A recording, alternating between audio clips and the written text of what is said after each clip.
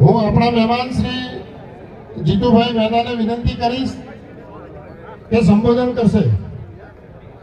જીતુભાઈ મહેતા.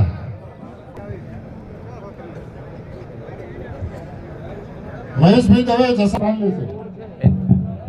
જીતુભાઈ આપને વિનંતી કે મંચસ્થ મહાનુભાવો કહેશો તો ચાલશે. હાજી.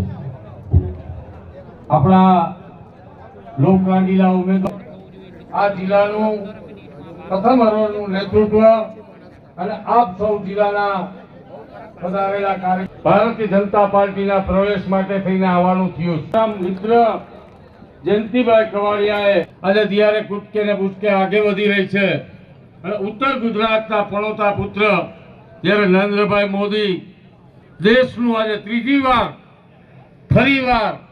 વાર જ્યારે દેશમાં સરકાર ન હોય કે ભારતીય જનતા પાર્ટીમાં ન હોય ત્યારે આ વિસ્તારના અમારા સમાજના અન્ય સમાજના તમામ લોકોને મારી વિનંતી છે, ભાજપ જીતશે એમાં કોઈ શંકા નથી.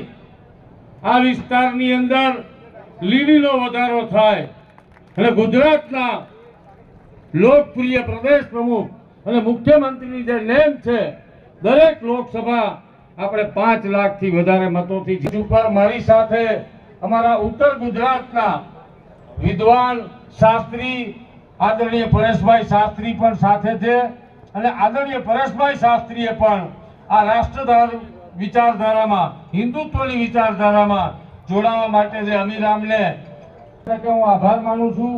અને એક વાત કહીને મારી વાત પૂરી કરું છું.